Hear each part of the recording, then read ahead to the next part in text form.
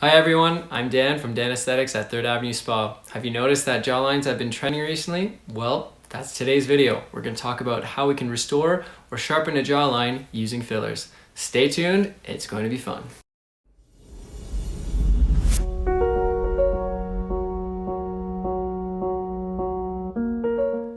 Now, a defined jawline looks great on both men and women, but for different reasons. So, men, they prefer to have a strong, square jawline because it's masculine, it's associated with success, confidence, and good looks.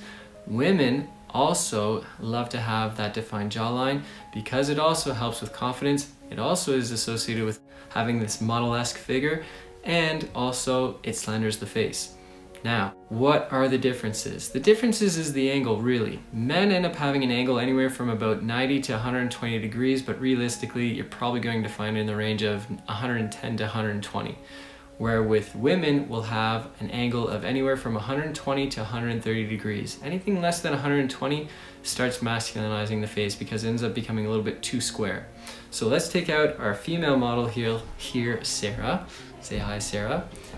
And basically what we're going to do is take out our protractor, and what I'm going to do is measure her face. What I do is I put someone's face in a neutral position. And in order to find the neutral position, we have to have that Frankfurt line. The Frankfurt line is a line that's parallel from the infraorbital rim and the tragus to the floor. So once you're in the position, if you find that angle and it's parallel to the floor, you're set. Then you can go ahead and take your protractor, put the angle just in front of the ear to the angle of the jawline, and there you go, you're set. The last thing we want to measure is the width of the jaw. What's our reference point? What we do is take the 1 to 1.618, take the larger end, measure the width of the mouth.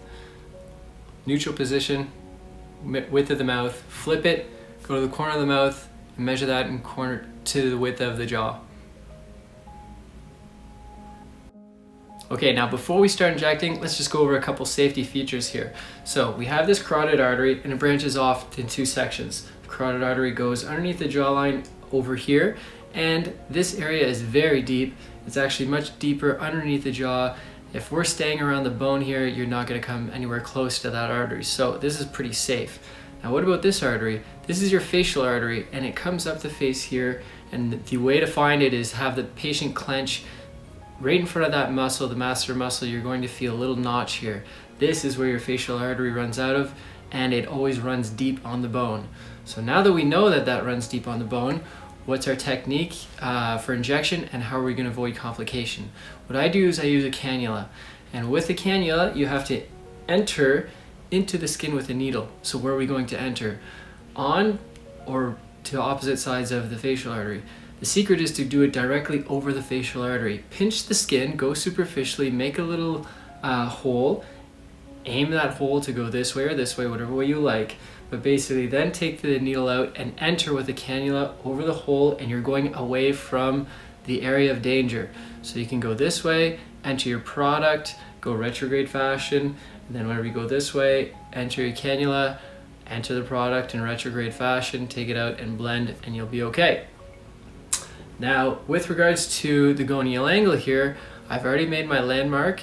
How are we going to address this? Well, there's two ways to do that. So if we do see that the bone is more on this angle, then what we'd have to do is actually start putting product behind. So what we can do is go in with a needle, go to the bone, and we start putting product here.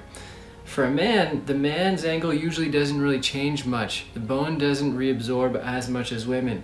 But if they lose more muscle here, or if they never had in the first place, then what you can do is actually just restore it with a direct bolus perpendicular onto the bone and inject a bolus.